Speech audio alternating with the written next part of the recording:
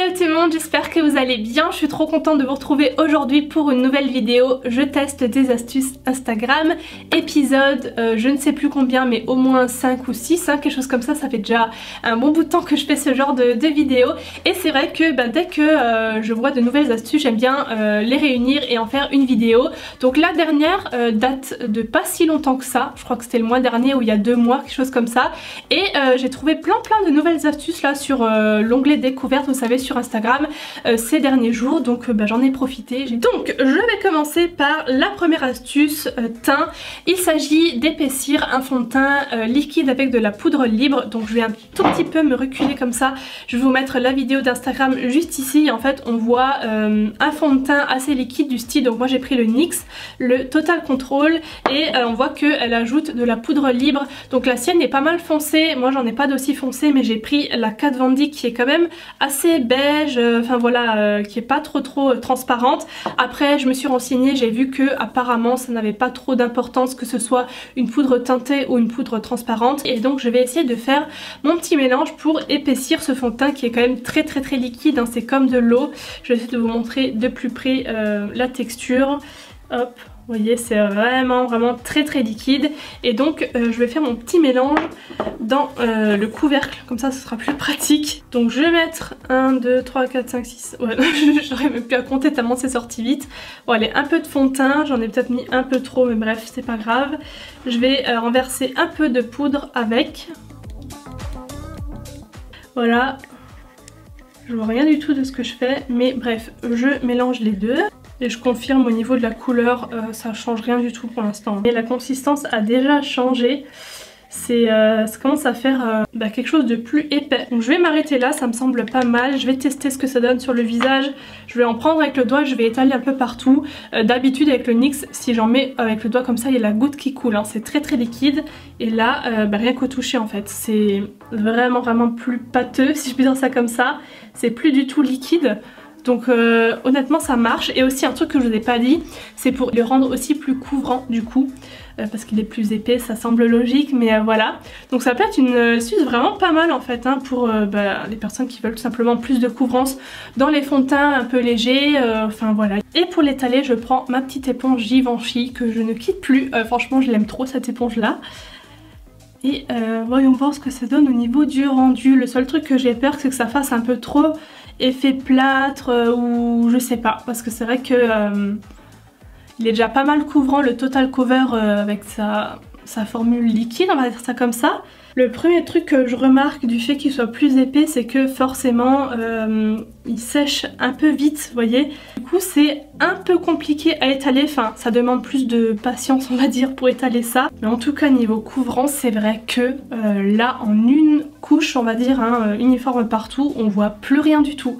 Vraiment, je sais pas ce que vous verrez à la caméra, j'en ai pas mis ici sur mes paupières, on voit bien la différence. Là c'est encore une couvrance en plus, donc ça marche vraiment. Et je valide cette astuce qui marche vraiment bien si vous voulez soit épaissir un fond de teint ou lui rajouter un peu de couvrance. J'ai plus ou moins terminé mon teint avec bronzer et highlighter, mais il me reste encore une astuce à tester pour vraiment finir le teint. C'est une astuce pour faire des fausses taches de rousseur. Vous savez que c'est un peu à la mode en ce moment, on voit ça partout et tout. Et c'est vrai que j'ai trouvé cette astuce que je vous mets juste ici, en fait, qui consiste à utiliser une brosse à cheveux avec des picots comme ça au bout. Donc il y a celle en plastique, moi je l'ai pas, mais une brosse classique ça faut aussi la faire tant que vous ayez des petits picots en fait, des petites boules sur les trucs là de la brosse, je sais pas comment ça s'appelle. Et en fait avec du correcteur foncé ou un fard crème, enfin voilà, on en met un petit peu donc sur les petites boules là sur la brosse et on vient ensuite en déposer sur les joues, et c'est censé donner un effet très naturel comme des vraies taches de rousseur, voilà. Donc je vais tester ça, j'en ai jamais fait, mais alors vraiment jamais, même avec juste un pinceau ou un crayon, peu importe.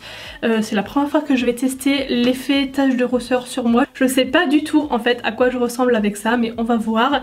Donc j'ai pris une palette de concealer comme ça, Zoeva, où il y a toutes les teintes dedans, et je vais faire un mix en fait de ces deux teintes là. Donc je pense qu'on est bon au niveau de la couleur, et je vais en mettre partout. Donc je vais commencer par ce côté là.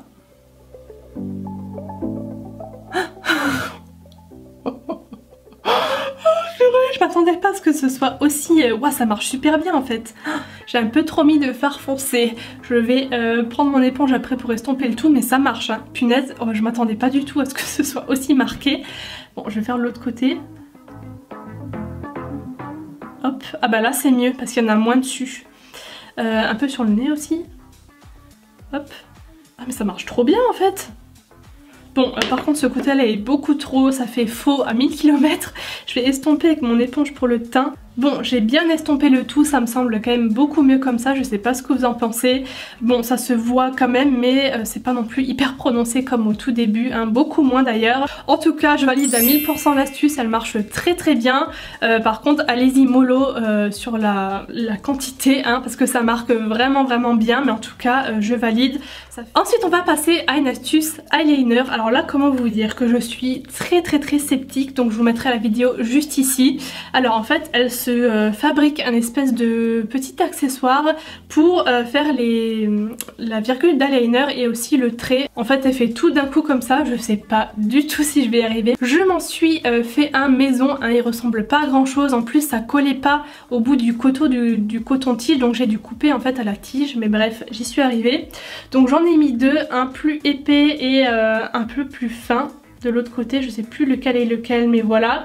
J'ai essayé de faire ça de façon à ce que ce soit une taille raisonnable parce que j'avais pas envie d'avoir une virgule jusqu'ici, hein, clairement. Donc je pense que ça c'est pas mal ce côté là. On va tester, je sais pas du tout ce que ça va donner. J'ai pris deux liners différents parce que ça aussi je sais pas du tout quelle texture on doit avoir. J'ai pris un gel liner et j'ai pris un liner liquide. Donc j'en prends d'abord avec un petit pinceau, je vais quand même en prendre pas mal au cas où.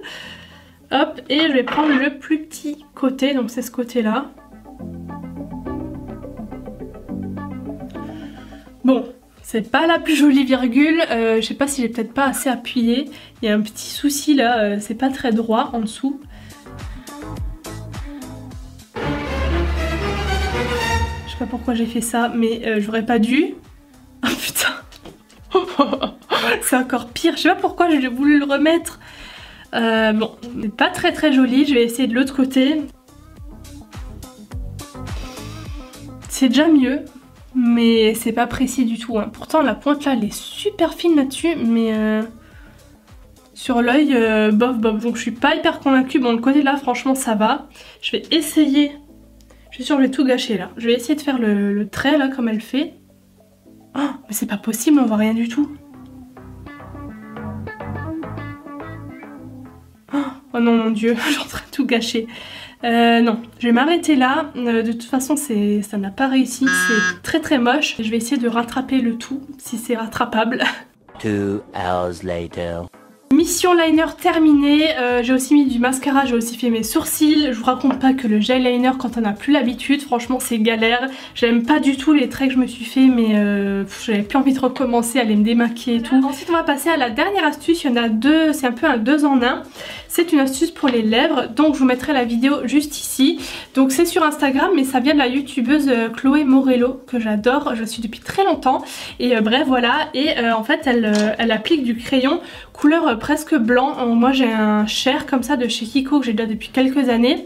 Tout autour de ses lèvres, elle estompe avec une éponge en fait, et c'est censé donner un effet lèvres refaites, lèvres plumpées, enfin voilà vous voyez l'effet quoi. Et ensuite elle fait du strobing pour les lèvres, donc elle met d'abord un rouge à lèvres assez naturel partout sur les lèvres, et ensuite elle vient avec du gloss très clair sur seulement certaines zones en fait, comme on fait du strobing sur le visage mais sur les lèvres, pour encore une fois avoir un effet de lèvres un peu plus charnu, tout ça. Donc voilà, on va tester déjà le crayon hein, pour commencer. Bon, on va estomper, elle estompe quand même pas mal pour juste laisser une petite trace comme ça de couleur claire autour. Bon voilà, ça fait bien 2 minutes là que j'estompe, ça s'estompe pas plus que ça. Mais bon on voit déjà moins, enfin si ça se voit encore hein. Mais bon elle aussi ça se voit encore. Ensuite elle vient mettre un rouge à lèvres partout couleur naturelle. Donc moi j'ai pris celui-là de chez NARS, c'est un crayon et c'est une couleur un peu rose foncé comme ça qui passe pour tous les jours.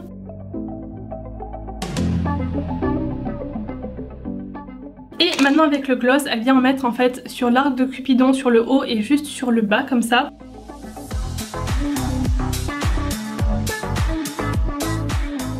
Alors je sais pas ce que vous en pensez, moi dans mon miroir je sais pas si je vois une différence en fait entre sans rouge à lèvres et avec tout ça, je sais pas. Je rapproche un peu la caméra, vous verrez peut-être mieux.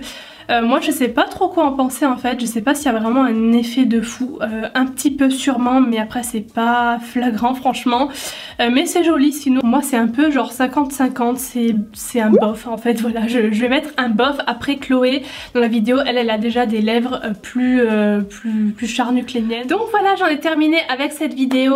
Je teste des astuces Instagram, j'espère vraiment que ça vous aura plu. J'attends tous vos avis dans les commentaires et n'oubliez pas de liker si la vidéo vous a plu. N'hésitez pas non plus à vous abonner à ma chaîne si jamais vous aimez ce style de vidéo, les crash tests, tout ça, voilà.